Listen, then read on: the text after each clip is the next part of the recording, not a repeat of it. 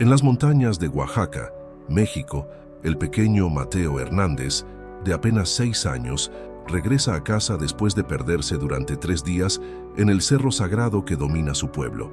Sus padres, María Elena y José, lo encuentran ileso, pero completamente transformado. El niño asegura con una convicción inquebrantable que estuvo en el monte Sinaí, donde presenció cómo Dios entregaba los 10 mandamientos a Moisés.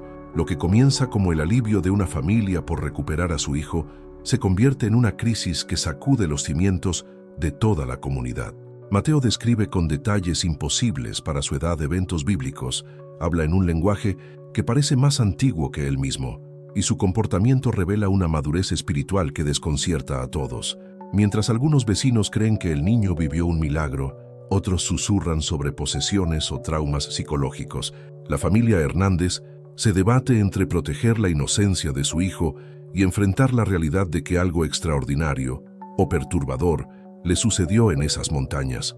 Esta es la historia de cómo la fe, el miedo y el amor se entrelazan cuando lo imposible irrumpe en la vida ordinaria de una familia mexicana. El grito de María Elena atravesó el aire seco de la tarde como un cuchillo. Mateo estaba ahí, parado en el umbral de la casa de adobe, con su camisa blanca rasgada y los pies descalzos cubiertos de tierra rojiza. 3 días. 3 días habían pasado desde que el niño de 6 años desapareció, mientras jugaba cerca del arroyo que bajaba del Cerro de la Serpiente. José dejó caer la pala con la que cavaba junto a los otros hombres del pueblo. Sus rodillas temblaron cuando vio a su hijo, pero no de alivio. Algo en la postura del pequeño lo inquietaba profundamente. Mateo no corrió hacia ellos como lo haría cualquier niño después de estar perdido. No lloró. No gritó mamá o papá, como María Elena esperaba desesperadamente escuchar. Se quedó ahí, inmóvil, con esos ojos oscuros que ahora parecían contener siglos de historia. Mateo, mi niño, susurró María Elena, acercándose lentamente, como si temiera que fuera una visión que podría desvanecerse. ¿Dónde estuviste, hijo mío? El niño la miró con una serenidad que no pertenecía a su edad. Cuando habló, su voz sonó diferente, más grave, como si las palabras vinieran desde un lugar muy profundo dentro de él. Estuve en el monte sagrado, mamá. Vi las tablas de piedra. José sintió que algo frío le recorría la espalda. En los 3 días de búsqueda, él y los demás hombres habían peinado cada rincón del Cerro de la Serpiente. Conocían cada cueva, cada sendero, cada piedra de esas montañas que habían sido sagradas para sus antepasados zapotecos mucho antes de que llegaran los españoles con sus cruces. ¿Qué tablas, Mateo?, preguntó José, agachándose para quedar a la altura de su hijo. Las que Dios le dio a Moisés, respondió el niño con la misma naturalidad con la que habría dicho que había visto un pájaro. Yo estaba ahí cuando bajó del monte con el rostro resplandeciente. Los israelitas tenían miedo de acercarse. María Elena y José se miraron por encima de la cabeza de su hijo. Mateo apenas sabía leer.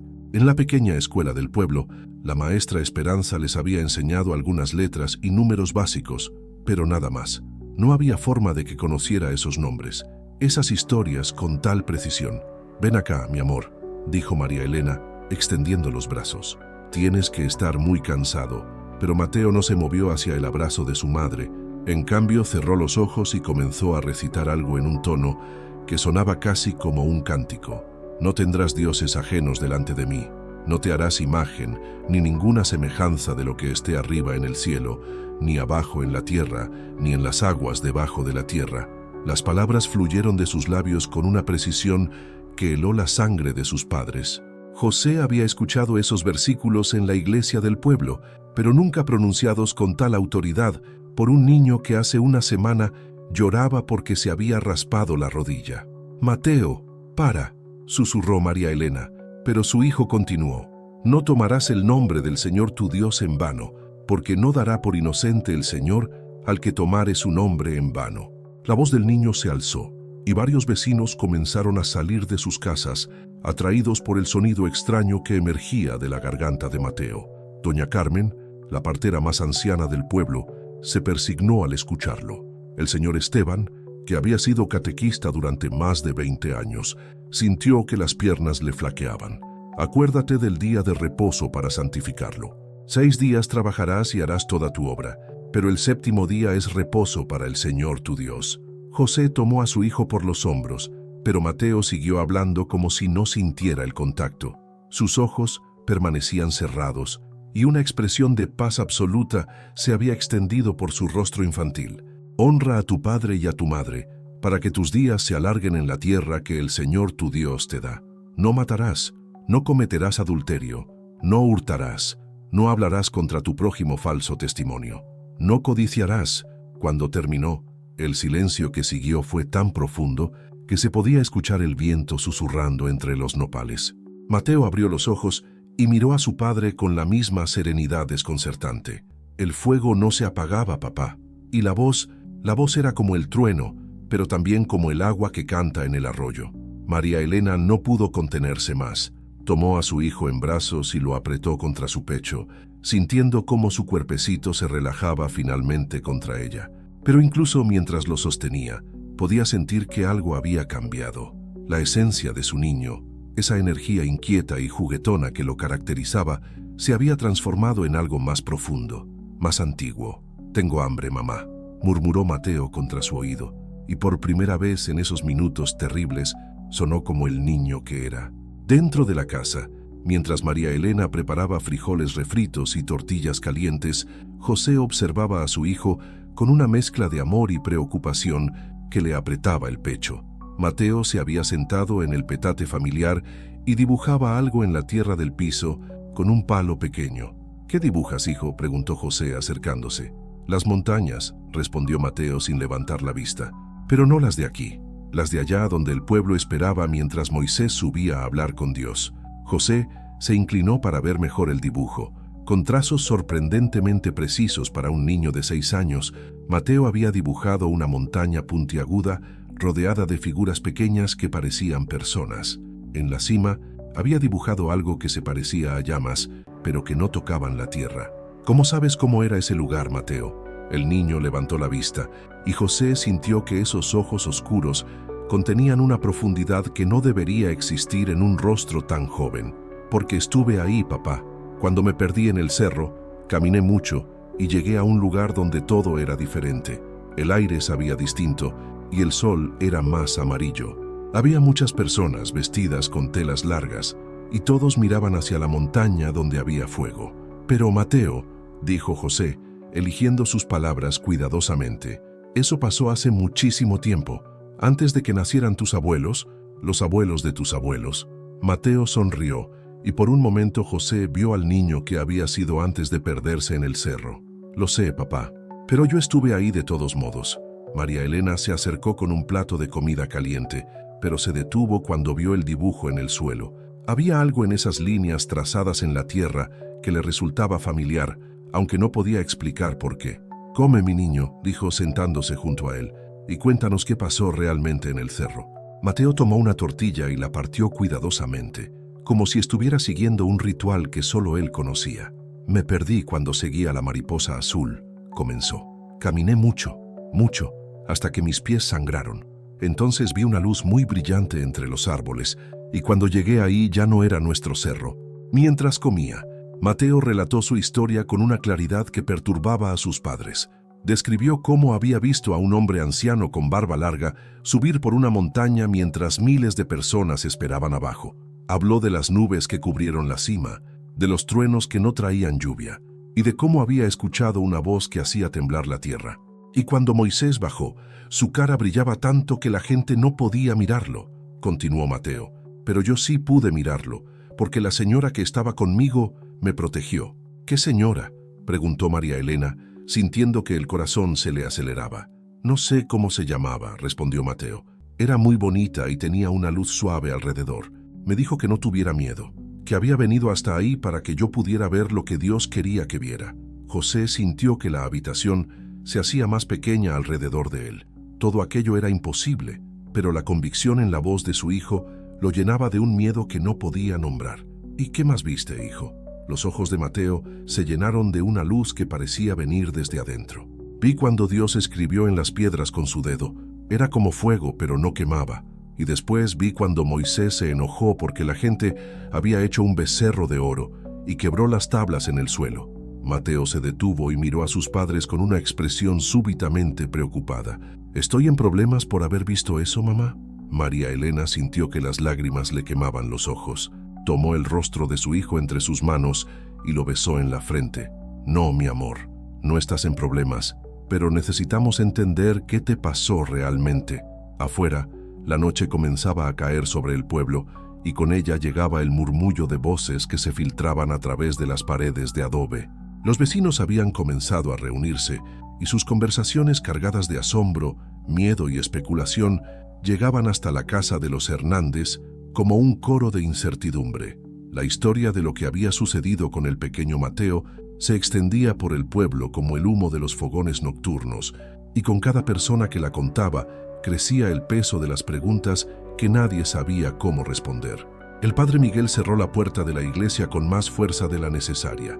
El eco resonó en el templo vacío como un reproche, pero no podía sacarse de la cabeza las palabras que había escuchado apenas una hora antes. José Hernández había llegado a buscarlo cuando el sol se ocultaba detrás del Cerro de la Serpiente, con el rostro descompuesto y la voz quebrada por la preocupación. El sacerdote se dirigió hacia el altar mayor, donde la imagen del Cristo de madera lo miraba con ojos que parecían comprender secretos que él no alcanzaba. Había servido en esta parroquia durante 15 años. Había visto milagros pequeños y tragedias grandes, pero nunca algo como lo que José le había contado sobre su hijo Mateo. Mientras tanto, en la casa de los Hernández, María Elena no había logrado conciliar el sueño.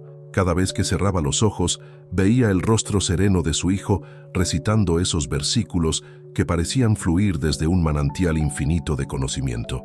Se levantó en silencio para no despertar a José y caminó hasta el cuarto donde dormía Mateo. El niño estaba acostado sobre su petate, pero no dormía. Tenía los ojos abiertos, fijos en el techo de vigas de madera, y movía los labios en silencio como si estuviera conversando con alguien invisible. «Mateo», susurró María Elena, «¿no puedes dormir, mi niño?». El pequeño giró la cabeza hacia ella, y en la penumbra María Elena pudo ver que sus ojos brillaban con una luz que no venía de ninguna lámpara. «La señora me está contando más cosas, mamá», dijo Mateo con naturalidad. «Me dice que no tenga miedo de lo que va a pasar». Un escalofrío recorrió la espalda de María Elena. Se acercó al petate y se acostó junto a su hijo, atrayéndolo hacia ella. «¿Qué señora, Mateo? ¿La misma del monte?» «Sí, dice que se llama Miriam y que cuidó a Moisés cuando era bebé. Me está enseñando cantos que cantaban las mujeres cuando cruzaron el mar». María Elena sintió que el corazón se le detenía. Miriam. Había escuchado ese nombre en las lecturas bíblicas, pero Mateo no podía conocerlo. El niño había ido a catequesis solo unas pocas veces, y la maestra Esperanza apenas les había enseñado el Padre Nuestro y el Ave María. «¿Está aquí ahora?», preguntó mirando alrededor del cuarto a oscuras. Mateo asintió y señaló hacia un rincón donde las sombras parecían más densas. «Ahí está. Tiene una túnica azul y una venda dorada en el cabello. Me sonríe cuando le pregunto cosas». María Elena no veía nada, pero sintió que el aire del cuarto se había vuelto más espeso, cargado de una presencia que no podía explicar. Abrazó a su hijo más fuerte. «Mateo, mañana va a venir el padre Miguel a hablar contigo. ¿Está bien?». «Sí, mamá. Miriam dice que él va a entender algunas cosas, pero no todas. Dice que los hombres de sotana a veces ven el dedo de Dios, pero no toda su mano». Las palabras salieron de la boca del niño con una sabiduría que no le pertenecía, y María Elena sintió que lágrimas silenciosas comenzaban a rodar por sus mejillas. Al día siguiente, el pueblo amaneció diferente. El rumor de lo ocurrido con el pequeño Hernández había corrido de casa en casa durante la noche, llevado por las voces susurrantes de las comadres que se encontraban en el pozo común para sacar agua. Doña Carmen, la partera que había traído al mundo a media población del pueblo, era quien más preguntas recibía. Había estado presente cuando Mateo recitó los mandamientos, y su testimonio llevaba el peso de sus 70 años de vida y su reputación de mujer sabia. «Yo he visto nacer a más de 200 niños», decía mientras lavaba ropa en el río, «y nunca vi nada igual. Ese chamaco habló como si fuera un profeta del tiempo antiguo». Esperanza Morales, la maestra de la escuela, se defendía de las miradas acusadoras de algunas madres que sugerían que ella había estado llenándole la cabeza al niño con historias bíblicas. Les juro por la Virgen de Guadalupe que Mateo apenas sabía las vocales, insistía. En mi clase nunca hablamos de Moisés ni de los mandamientos. Si algunos de ustedes ni siquiera traen a sus hijos a la escuela, pero las dudas ya habían echado raíz en la mente de algunos vecinos. Don Aurelio, el hombre más escéptico del pueblo, había comenzado a esparcir la idea de que todo era una farsa montada por José para obtener atención o dinero. Ese Mateo siempre fue un niño raro, comentaba en la cantina, muy callado, muy observador. Seguramente escuchó esas cosas en algún lado y ahora se está haciendo el santo. Pero sus palabras perdían fuerza cuando se enfrentaba a los testimonios de quienes habían escuchado al niño, la precisión con que había recitado los mandamientos, la serenidad sobrenatural en su rostro, la forma en que había descrito escenas que parecían sacadas directamente de las páginas del Antiguo Testamento. En la casa de los Hernández, la mañana transcurrió en una tensión extraña. Mateo desayunó con normalidad, tortillas con miel y un vaso de leche de cabra, pero cada tanto se quedaba inmóvil, como si estuviera escuchando algo que solo él podía oír. «¿Qué te dice ahora?» preguntó José sentándose junto a su hijo. «Que van a venir muchas personas a verme», respondió Mateo. «Algunas van a creer, otras van a tener miedo y otras van a enojarse. ¿Y tú qué sientes con todo esto, mi niño?» Mateo se quedó pensativo, masticando lentamente su tortilla. Cuando habló, su voz sonó más como la de un niño de 6 años que en cualquier momento desde su regreso. «A veces me da miedo, papá, porque veo cosas que no entiendo muy bien. Pero Miriam me dice que no pase nada, que Dios me escogió para algo especial». José sintió que el pecho se le apretaba. Su hijo, su pequeño Mateo, que hace una semana se emocionaba persiguiendo lagartijas, ahora hablaba de ser escogido por Dios. El padre Miguel llegó poco después del mediodía, acompañado por don Fernando, el presidente municipal, y la doctora Leticia, la única médica del pueblo. La noticia de lo ocurrido había llegado hasta la cabecera municipal y las autoridades querían asegurarse de que no se tratara de algún trastorno mental que requiriera atención especializada. Mateo los recibió con la misma serenidad que había mostrado desde su regreso. Se sentó en una silla pequeña frente a los adultos, con las manos sobre las rodillas y una postura que parecía más propia de un anciano sabio que de un niño. «Mateo», comenzó el padre Miguel con voz suave, «tus papás me contaron que has tenido algunas experiencias especiales. ¿Podrías contarme qué viste en el cerro?» El niño lo miró directamente a los ojos, y el sacerdote sintió que esa mirada atravesaba todas sus defensas espirituales. «Vi el día que Dios bajó al monte Sinaí, padre. Vi cuando le dio las tablas de piedra a Moisés y cuando el pueblo se asustó porque había truenos y relámpagos, pero no llovía. ¿Y cómo llegaste hasta ahí, hijo?» «Caminé mucho después de perderme. Había un camino que brillaba como si tuviera diamantes, y cuando lo seguí, llegué a un lugar donde el tiempo era diferente». La doctora Leticia se inclinó hacia adelante, ajustándose los lentes. «Mateo, ¿recuerdas si comiste algo especial en el cerro? ¿Alguna planta, algún fruto?» «Solo tomé agua de un arroyo que sabía muy dulce», respondió el niño. «Y Miriam me dio un pan que no se acababa nunca, aunque comiera mucho». El padre Miguel sintió que se le erizaba la piel. La historia sonaba demasiado familiar a los relatos bíblicos, pero la forma en que el niño la contaba, con detalles que no aparecían en las escrituras, pero que sonaban absolutamente auténticos, lo desconcertaba profundamente. «¿Podrías recitar otra vez lo que escuchaste?», pidió. Sin dudarlo, Mateo cerró los ojos y comenzó a hablar, pero esta vez no fueron los mandamientos.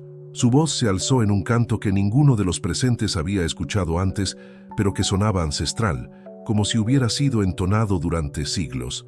«Cantad al Señor, porque en extremo se ha engrandecido, ha echado en el mar al caballo y al jinete. El Señor es mi fortaleza y mi cántico, y ha sido mi salvación. Este es mi Dios y lo alabaré, Dios de mi Padre, y lo enalteceré». La voz del niño llenó la pequeña habitación con una resonancia imposible.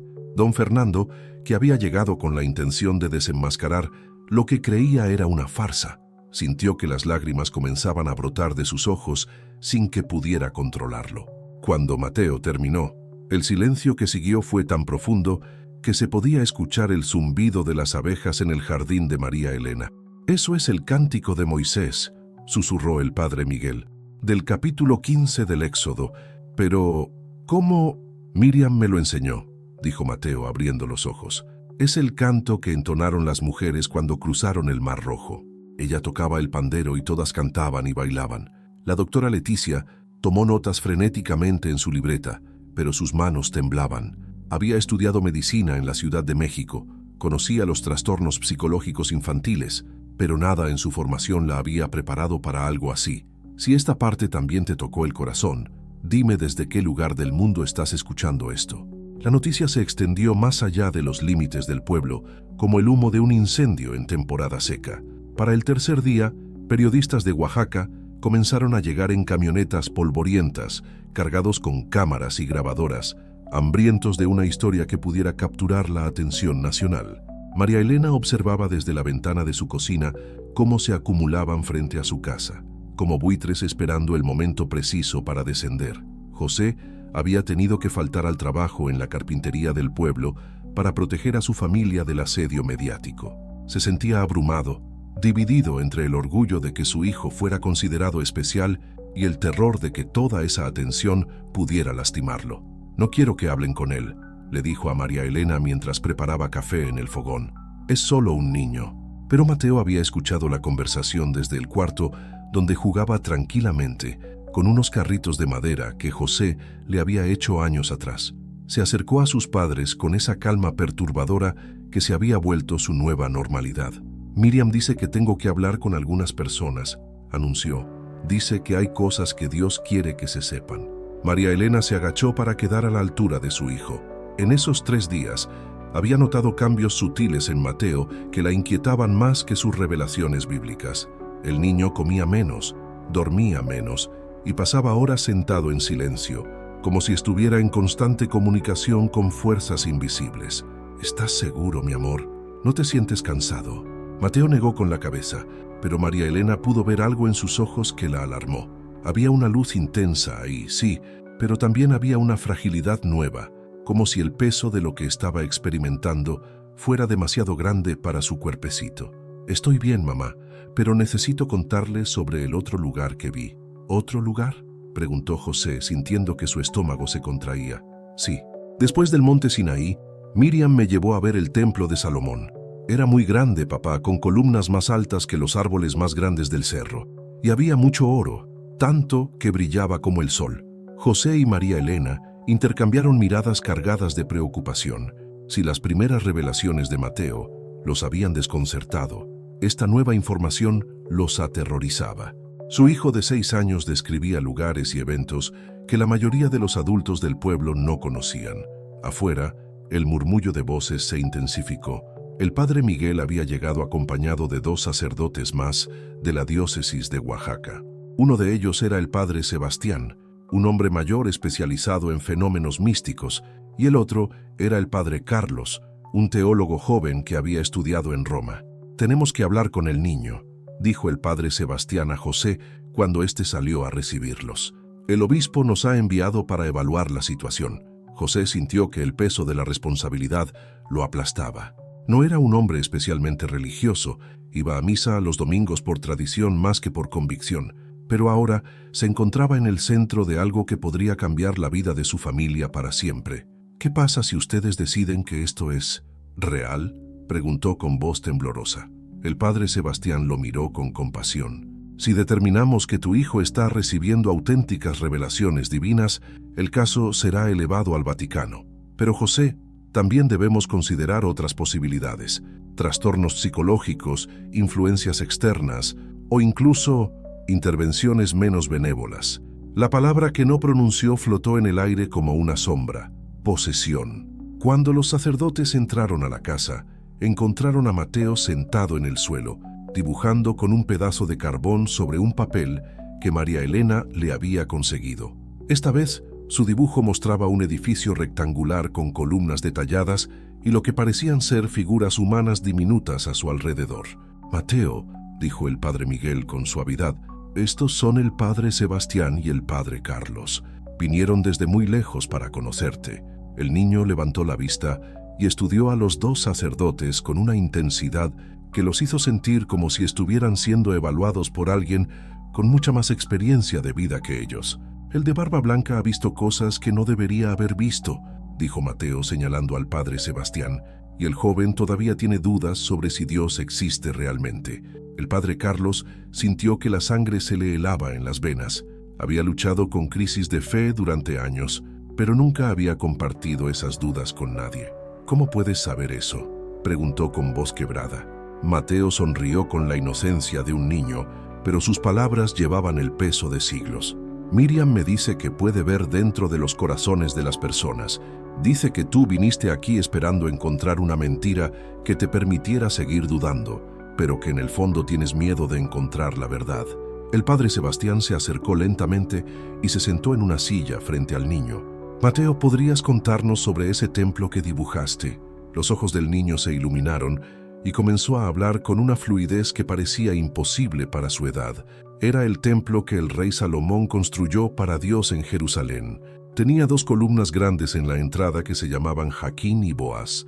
Adentro había un lugar muy especial llamado el Santo de los Santos, donde solo podía entrar el sumo sacerdote una vez al año. El padre Carlos tomaba notas frenéticamente, pero sus manos temblaban.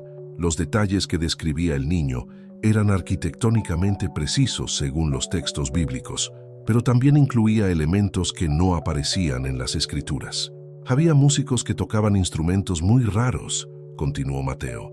Algunos parecían trompetas, pero eran curvos, y otros eran como guitarras, pero con muchas más cuerdas, y cantaban en un idioma que sonaba como el agua corriendo sobre las piedras. ¿Viste realizar sacrificios?, preguntó el padre Sebastián. Una sombra cruzó el rostro del niño. Sí, muchos animales, corderos, toros, palomas. Había mucha sangre y el humo subía hasta el cielo. Pero Miriam me explicó que todo eso era para que la gente pudiera hablar con Dios antes de que viniera Jesús. ¿También viste a Jesús?, preguntó el padre Carlos casi sin aliento. Mateo negó con la cabeza. No en esos tiempos, pero Miriam me mostró después cuando él nació. Vi a María cuando era muy joven, más joven que mi prima Rocío. Tenía mucho miedo, pero también mucha alegría. Las descripciones continuaron durante horas. Mateo habló de la Natividad con detalles que ningún evangelio mencionaba. El color exacto de los mantos de los pastores, el sonido que hacían los camellos de los Reyes Magos, la forma en que la luz de la estrella caía sobre el pesebre. Pero lo que más inquietó a los sacerdotes fue cómo el niño describía a los personajes bíblicos no como figuras remotas y sagradas, sino como personas reales con emociones, dudas y miedos muy humanos. Moisés tenía miedo cuando Dios le habló la primera vez, explicó Mateo. Tartamudeaba y sus manos temblaban. Y María lloró mucho después de que naciera Jesús, porque sabía lo que le iba a pasar cuando fuera grande. Afuera, la multitud había crecido, no solo periodistas, sino también peregrinos que habían viajado desde pueblos lejanos, curiosos de la ciudad, y vendedores ambulantes que aprovechaban la oportunidad para hacer negocio. El pequeño pueblo se había transformado en un circo mediático. Don Aurelio, el escéptico del pueblo, había organizado un grupo de vecinos que consideraban todo aquello una farsa peligrosa. «Esto va a traer problemas», decía en voz alta desde la cantina. «Los niños van a empezar a inventar historias para llamar la atención, y las familias se van a volver locas, persiguiendo milagros que no existen». Pero su voz se perdía entre los testimonios de quienes habían escuchado directamente a Mateo. Doña Carmen contaba una y otra vez cómo había sentido una presencia divina cuando el niño recitó los mandamientos. El señor Esteban aseguraba que sus propias dudas religiosas habían desaparecido después de escuchar los cantos que Mateo entonaba en lenguas que nadie podía identificar. En la casa, mientras los sacerdotes tomaban un descanso para discutir lo que habían escuchado, María Elena notó que Mateo se veía más pálido que de costumbre. El niño se había acurrucado en su regazo y su respiración era más laboriosa. ¿Te sientes bien, mi amor? Estoy muy cansado, mamá, susurró Mateo. Es difícil ver todas esas cosas. A veces es muy bonito, pero otras veces es triste y me duele aquí. Se tocó el pecho. María Elena sintió que el pánico comenzaba a apoderarse de ella. Por primera vez desde que Mateo había regresado, se preguntó si toda esa experiencia espiritual estaba lastimando físicamente a su hijo. ¿Quieres que le digamos a Miriam que pare? ¿Que ya no quieres ver más cosas? Mateo la miró con ojos enormes llenos de una tristeza que no debería existir en un niño de 6 años. No puedo, mamá. Ella dice que hay algo muy importante que tengo que contar, algo sobre lo que va a pasar pronto. ¿Qué va a pasar, Mateo? El niño cerró los ojos y cuando los abrió, María Elena vio en ellos un terror que la heló hasta los huesos. Va a temblar la tierra, mamá. Y las personas van a necesitar recordar las palabras que Dios escribió en las piedras. ¿Dónde estás viendo esta historia? Me gustaría saber desde qué ciudad me acompañas. El sismo llegó exactamente 6 días después de que Mateo pronunciara sus palabras proféticas. A las 3:47 de la madrugada, la tierra de Oaxaca se sacudió con una violencia que despertó a todo el pueblo en medio de gritos y oraciones desesperadas. Fue un temblor de magnitud 6.8 que se sintió desde la capital del estado hasta los pueblos más remotos de la sierra. En la casa de los Hernández, José despertó con el corazón desbocado cuando sintió que la cama se movía como si fuera una embarcación en alta mar.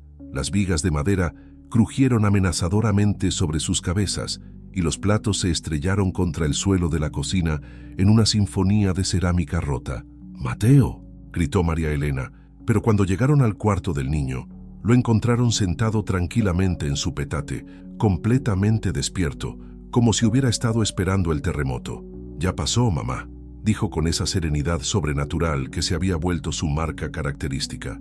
«Miriam me dijo que iba a temblar, pero que nosotros íbamos a estar bien». El sismo duró menos de 2 minutos, pero sus consecuencias se extendieron mucho más allá del daño físico. Cuando el pueblo se reunió en la plaza principal para evaluar los daños y consolarse mutuamente, todos los ojos se dirigieron hacia la familia Hernández. El niño había predicho el terremoto, y ahora su credibilidad había alcanzado niveles que aterrorizaban tanto como maravillaban. Don Aurelio, el escéptico más vocal del pueblo, se acercó a José con el rostro descompuesto por una mezcla de miedo y confusión. «José, tu hijo, ¿cómo pudo saber?». José no tenía respuesta. Él mismo estaba luchando por comprender las implicaciones de lo que había sucedido. Si Mateo había predicho correctamente el terremoto, ¿qué más sabía? ¿Qué otras revelaciones estaban por venir? Los periodistas que habían estado acampando en el pueblo durante los últimos días se lanzaron sobre la historia con una ferocidad renovada.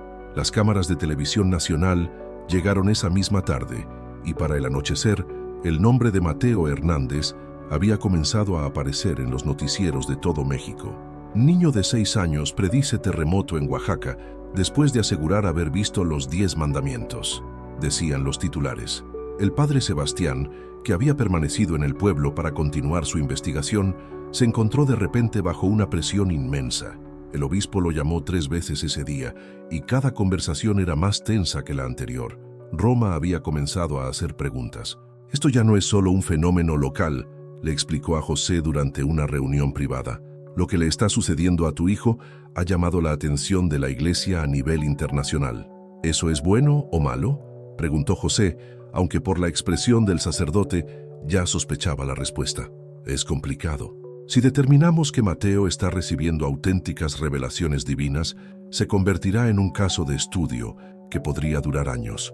Habrá exámenes médicos, evaluaciones psicológicas, entrevistas interminables.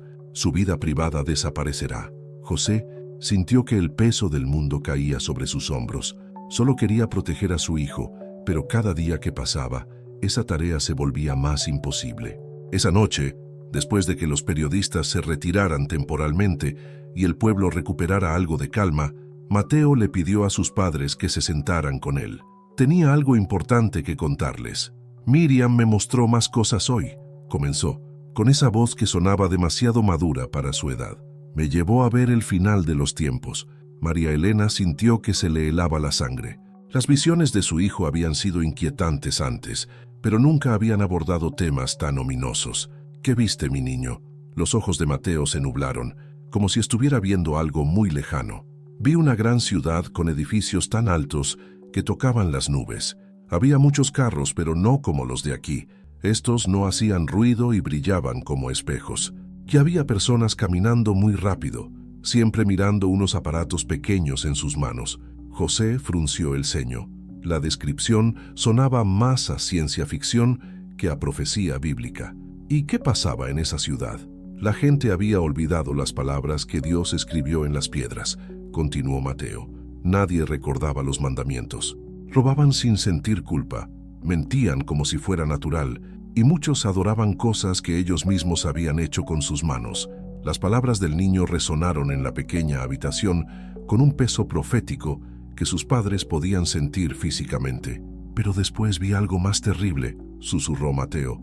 «Vi cuando la tierra se abrió en muchas partes y el mar se salió de su lugar. Las montañas se movían como si fueran de arena y el cielo se puso del color de la sangre». María Elena no pudo contenerse más.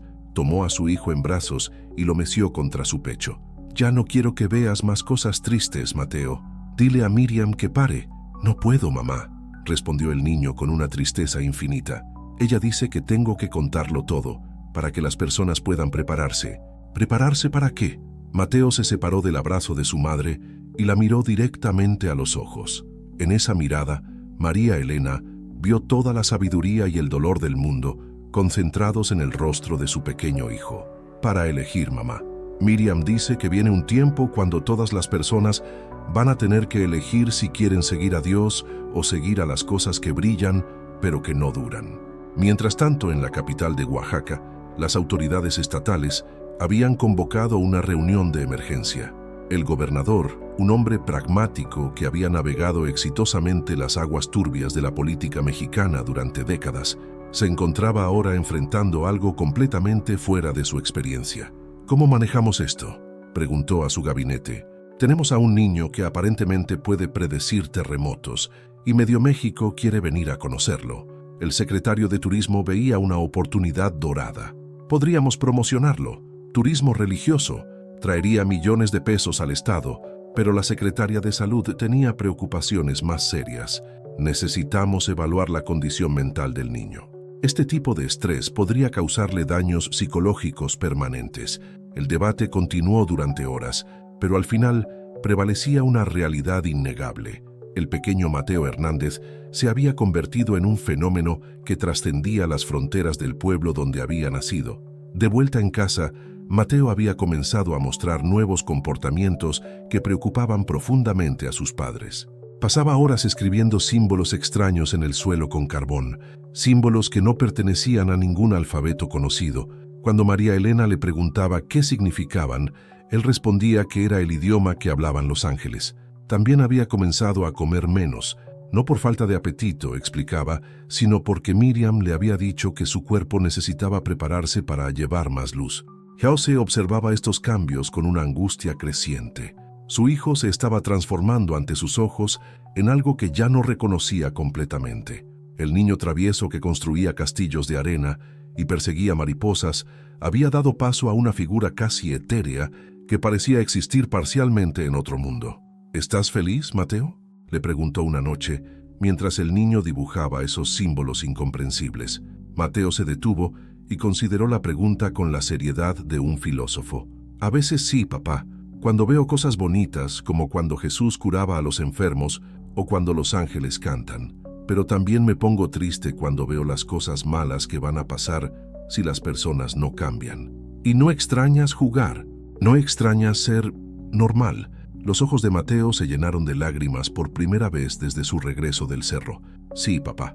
A veces solo quiero ser tu niño pequeño otra vez, pero Miriam dice que Dios me escogió porque sabía que yo iba a ser lo suficientemente fuerte». José abrazó a su hijo, sintiendo cómo su cuerpecito temblaba con una fragilidad que contrastaba dramáticamente con la fortaleza espiritual que había mostrado. Esa noche, mientras Mateo finalmente se había quedado dormido, José y María Elena se sentaron afuera de su casa a contemplar las estrellas.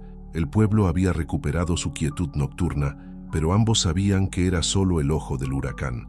«¿Crees que hicimos algo malo?», susurró María Elena. «¿Crees que de alguna manera permitimos que esto pasara?». José tomó la mano de su esposa y la apretó suavemente. «No lo sé, pero sí sé que nuestro hijo necesita que seamos fuertes para él, sin importar lo que venga». En la distancia, se escuchó el aullido solitario de un coyote, un sonido que había formado parte de las noches de su pueblo durante generaciones. Pero esa noche, incluso ese sonido familiar les pareció cargado de presagios. Si alguna vez viviste algo así, déjame en los comentarios desde qué país me escuchas.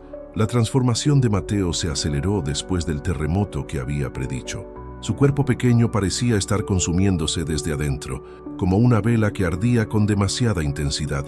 María Elena notaba cómo su hijo había perdido peso, cómo sus ojos se habían hundido ligeramente en las cuencas y cómo su piel había adquirido una palidez que la aterrorizaba. El doctor Ramírez, que había llegado desde la capital del estado para examinar al niño, salió de la consulta con el rostro grave. José y María Elena lo esperaban en la sala, rodeados por el padre Sebastián y otros miembros del creciente séquito que ahora acompañaba constantemente a la familia Hernández.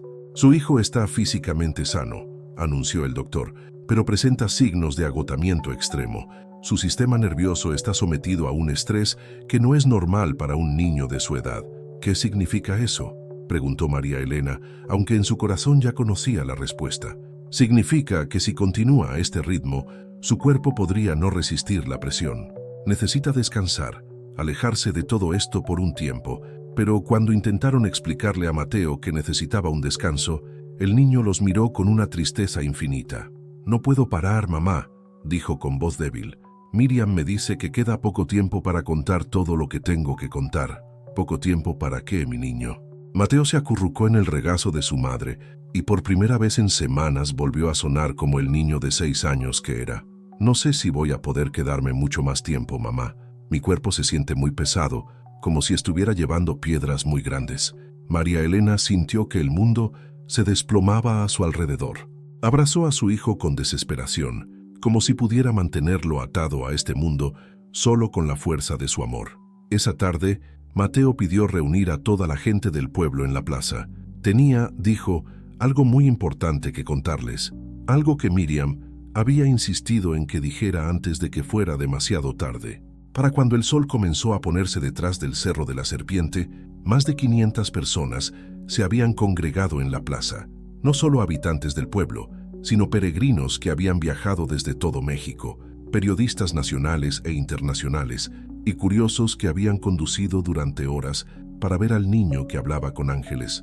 Mateo salió de su casa caminando lentamente, apoyado en el brazo de su padre. Su fragilidad era evidente para todos, pero cuando se colocó en el centro de la plaza, su voz se alzó con una claridad que llegó hasta los rincones más alejados de la multitud. «Miriam me pidió que les dijera algo muy importante», comenzó. «Me mostró lo que está pasando en el mundo ahora mismo, en este momento mientras estamos aquí reunidos». El silencio que se extendió sobre la plaza era tan profundo que se podía escuchar el batir de las alas de los murciélagos que comenzaban a emerger con el crepúsculo. «Vi ciudades muy grandes donde las personas han olvidado cómo orar», continuó Mateo. «Vi familias que viven en la misma casa, pero que nunca se hablan de verdad. Vi iglesias vacías y templos convertidos en tiendas. Vi niños que nunca han escuchado hablar de Dios y ancianos que murieron solos sin que nadie recordara sus nombres». Sus palabras flotaban en el aire con el peso de una sentencia, y muchos en la multitud comenzaron a llorar sin entender completamente por qué. Pero también vi algo hermoso. La voz de Mateo se suavizó. Vi personas que todavía rezan en secreto, familias que se abrazan antes de dormir, y gente que comparte su comida con quienes tienen hambre. Vi maestros que aman a sus estudiantes como si fueran sus propios hijos, y doctores que curan no solo los cuerpos, sino también los corazones. Una mujer entre la multitud gritó: «Dinos qué tenemos que hacer, niño santo». Mateo la miró directamente, y aunque estaba a metros de distancia, ella sintió que esos ojos oscuros podían ver hasta el fondo de su alma. «Miriam dice que no soy santo, soy solo un niño que Dios eligió para recordarles algo que ya saben en sus corazones». El pequeño cerró los ojos y levantó los brazos al cielo, como había visto hacer a los sacerdotes durante la misa. «Los mandamientos que vi escribir en las piedras no son reglas para castigarnos, son un mapa para encontrar el camino de vuelta a casa cuando nos perdemos en la oscuridad». Entonces comenzó a recitar, pero esta vez no fueron los 10 mandamientos tradicionales. Las palabras que salieron de su boca sonaban como una versión expandida, más personal, como si hubiera escuchado la intención detrás de cada mandamiento. «No pongas nada por encima del amor de Dios, porque solo Él puede llenar el vacío que sientes cuando estás solo. No hagas ídolos de las cosas que tienes, porque cuando se rompan o se pierdan, te dejarán más vacío que antes. No uses el nombre de Dios para hacer daño a otros, porque su nombre es medicina, no veneno. La voz del niño se hizo más fuerte y parecía que el aire mismo vibraba con sus palabras. Descansa un día cada semana, no porque Dios lo necesite, sino porque tu alma lo necesita para recordar quién eres. Honra a tus padres, porque ellos son el primer reflejo del amor de Dios que conociste. No mates el cuerpo de nadie, pero tampoco mates su espíritu con palabras crueles o indiferencia. Las lágrimas corrían libremente por los rostros de la multitud.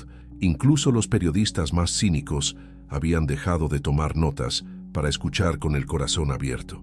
No traiciones el amor de tu esposo o esposa, porque cuando traicionas el amor, traicionas una parte de Dios. No tomes lo que no es tuyo, pero tampoco te olvides de dar lo que sí tienes. No mientas sobre otros, porque la mentira es como el veneno que mata lentamente. Y no desees lo que otros tienen, porque mientras miras lo ajeno, no ves las bendiciones que ya están en tus manos. Cuando terminó, Mateo se tambaleó ligeramente y José corrió para sostenerlo. El niño sonrió débilmente a la multitud. Miriam dice que esto es lo más importante. Dios no está enojado con ustedes. Está triste porque se sienten perdidos, pero nunca deja de esperarlos, como una mamá que espera en la puerta a que su hijo regrese a casa. La plaza explotó en un coro de sollozos y oraciones.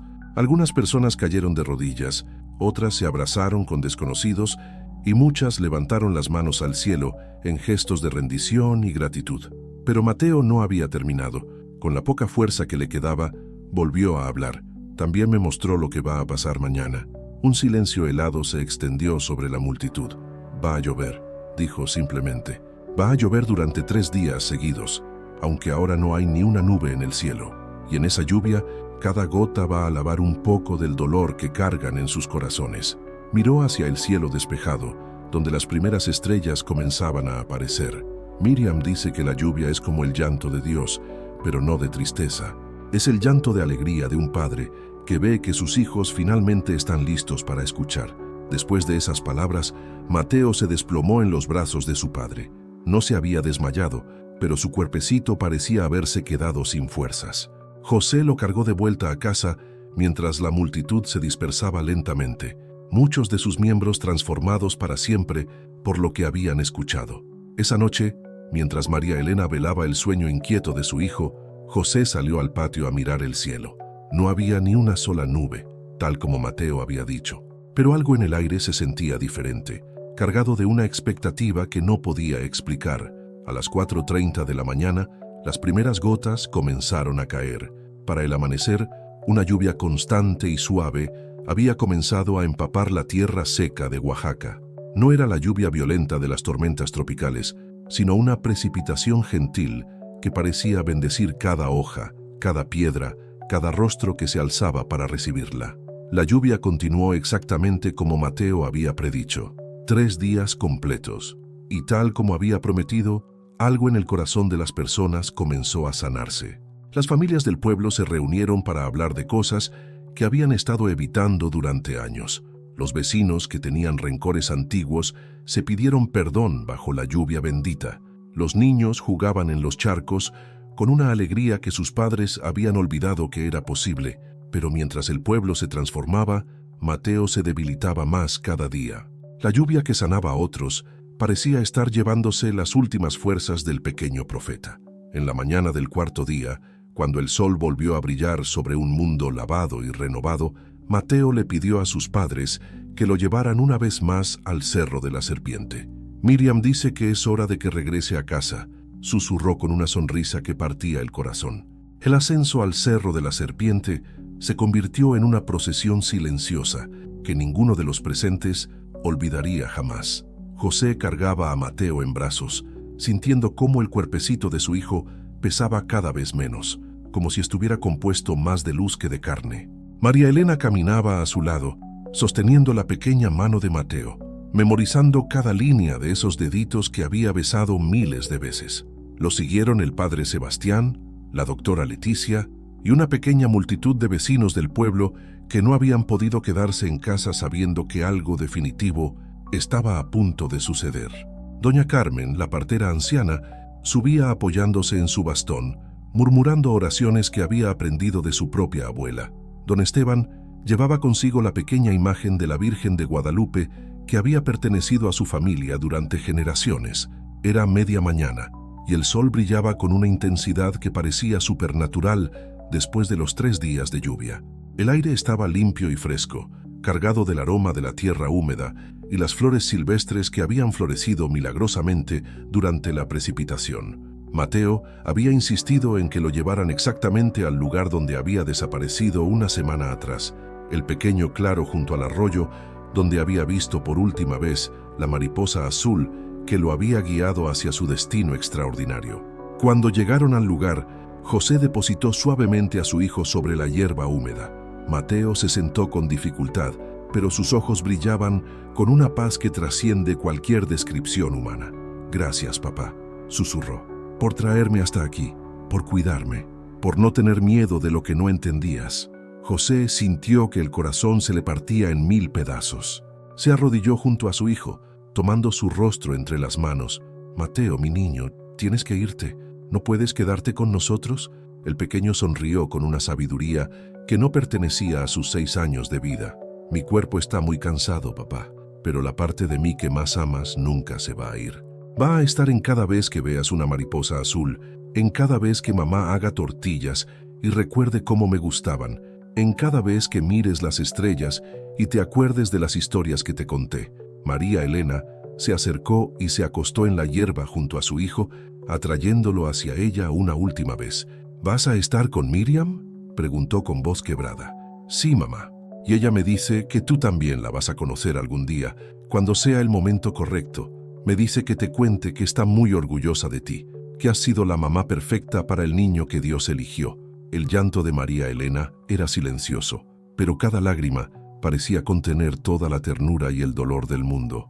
Abrazó a su hijo, sintiendo cómo su respiración se volvía cada vez más suave. «¿Te duele algo, mi amor?», Mateo negó con la cabeza. «No, mamá. Me siento como cuando estaba en tu panza, muy calientito y seguro. Miriam dice que morir es como nacer, pero al revés. En lugar de llegar a un mundo nuevo, regresas a casa». El padre Sebastián se acercó y se arrodilló junto a la familia. Durante toda la semana había luchado con sus propias dudas y certezas sobre lo que había presenciado, pero ahora, en este momento sagrado, todas sus preguntas teológicas parecían irrelevantes. «Mateo», dijo con voz suave, «¿hay algo que quieras que les diga a las personas sobre lo que viviste?». El niño lo miró con esos ojos que habían visto el rostro de Dios. «Diles que Él no está lejos, Padre. Diles que cuando rezan Él los escucha, aunque sientan que sus palabras se pierden en el silencio. Diles que cuando aman a alguien de verdad, están tocando un pedacito de lo que es Dios. Y diles que cuando ayudan a alguien que sufre, están siendo sus manos en el mundo». Una brisa suave comenzó a soplar entre los árboles y con ella llegó un aroma que ninguno de los presentes pudo identificar. Olía a incienso, a rosas y a algo indefiniblemente celestial. «También diles», continuó Mateo con voz cada vez más débil, «que los mandamientos no son cadenas, son alas. Cuando los sigues de verdad, no te pesan, te levantan».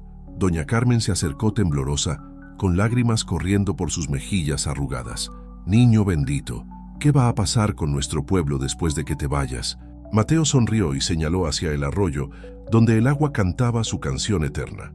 «Miriam dice que este lugar se va a volver especial, que las personas que vengan aquí con el corazón abierto van a sentir la paz que yo sentí. No van a ver lo que yo vi, pero van a recordar que Dios existe y que los ama». El aire se llenó súbitamente de un zumbido musical, como si 1000 abejas estuvieran cantando en armonía. Todos miraron alrededor, pero no había insectos a la vista. El sonido parecía venir del mismo aire, de las piedras, de la luz del sol. «¿Los escuchan?», preguntó Mateo con emoción renovada. «Son los ángeles. Vinieron por mí». José miró desesperadamente a su alrededor, pero no veía nada más que el paisaje familiar del cerro donde había jugado de niño. Sin embargo, podía sentir que algo extraordinario estaba sucediendo, una presencia que llenaba el espacio con una santidad tangible. «No puedo verlos, hijo. No importa, papá. Lo importante es que tú me puedes ver a mí, y yo siempre voy a poder verte a ti, aunque tú no me veas». Mateo cerró los ojos y extendió sus bracitos hacia el cielo, como había hecho tantas veces durante esa semana transformadora. Miriam está aquí, susurró. Dice que es hora de que vayamos al lugar donde nunca hay dolor, donde nunca hay miedo, donde las familias que se aman nunca se tienen que despedir. Su respiración se volvió casi imperceptible, pero su rostro se iluminó con una sonrisa de alegría absoluta. Papá, mamá, los amo tanto. Gracias por ser mis papás. Nos vamos a ver muy pronto, pero mientras tanto cuiden a todas las personas que vienen a buscar esperanza. Denles agua cuando tengan sed, comida cuando tengan hambre y abrazos cuando se sientan solos. María Elena besó la frente de su hijo una última vez. Te amo, Mateo, siempre vas a ser mi bebé. Y tú siempre vas a ser mi mamá, en esta vida y en todas las que vengan. Un rayo de luz dorada atravesó las nubes y se posó directamente sobre el pequeño cuerpo de Mateo. Por un momento que pareció eterno, su figura se volvió luminosa, como si estuviera hecha de la misma sustancia que los rayos del sol. Ya veo el lugar al que vamos, murmuró con asombro. Es más bonito de lo que imaginé. Hay música por todas partes, y todos los colores que existen, y otros colores que no tienen nombre. Su voz se desvaneció en un suspiro suave, como el último aliento del viento antes de que llegue la calma perfecta. Mateo Hernández partió de este mundo exactamente como había llegado, rodeado de amor, en un momento de gracia absoluta, dejando tras de sí la certeza de que hay misterios en el universo que trascienden nuestra comprensión, pero que nunca trascienden nuestro corazón. El silencio que siguió no fue vacío, sino lleno de una presencia que todos podían sentir. Era como si el aire mismo estuviera rezando, como si cada hoja del cerro fuera un altar, como si la misma tierra hubiera sido consagrada por lo que acababa de presenciar. José cerró suavemente los ojos de su hijo y lo abrazó por última vez, sintiendo que su cuerpo pequeño había recuperado el peso normal de un niño de 6 años, como si hubiera dejado de cargar el universo en sus hombros diminutos. Cuando bajaron del cerro, llevando el cuerpo de Mateo envuelto en el rebozo de su madre, encontraron que una multitud se había reunido al pie de la montaña. Cientos de personas que habían sentido, inexplicablemente, que debían estar ahí en ese momento. No hubo gritos de dolor ni lamentaciones desesperadas. En lugar de eso, un canto suave se alzó desde la multitud, comenzado por una voz anónima y tomado por todas las demás. Santo, santo, santo, el Señor Dios de los ejércitos. Los cielos y la tierra están llenos de tu gloria. Era el canto que Mateo había entonado esa primera tarde cuando regresó del cerro, las mismas palabras que había aprendido de los ángeles que rodeaban el trono de Dios.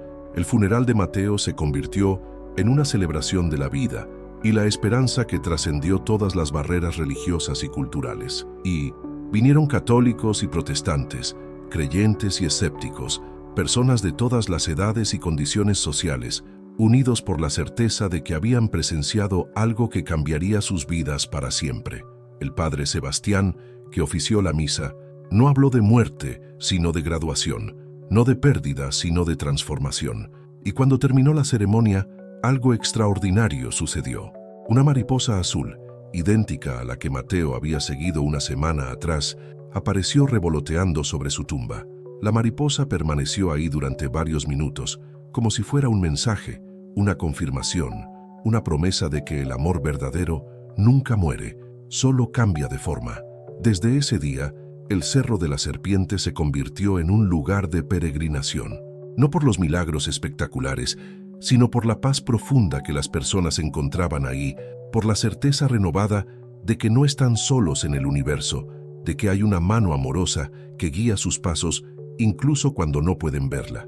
Y en las noches claras, cuando el viento sopla suavemente entre los árboles del cerro, los habitantes del pueblo aseguran que aún pueden escuchar, muy débilmente, la voz de un niño cantando los himnos que aprendió directamente del coro celestial. José y María Elena nunca se recuperaron completamente de la pérdida de su hijo, pero tampoco se hundieron en la desesperación. Sabían con una certeza que trascendía toda lógica que Mateo cumplía ahora una misión diferente, pero igual de importante.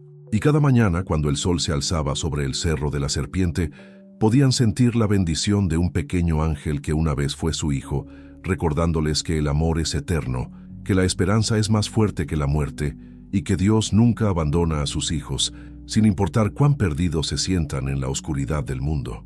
El legado de Mateo Hernández no fueron los milagros que había predicho o las visiones que había compartido, sino algo mucho más simple y poderoso, la renovada certeza de que lo divino camina entre nosotros, a menudo en los rostros más inocentes, recordándonos que somos amados más profundamente de lo que jamás podremos comprender.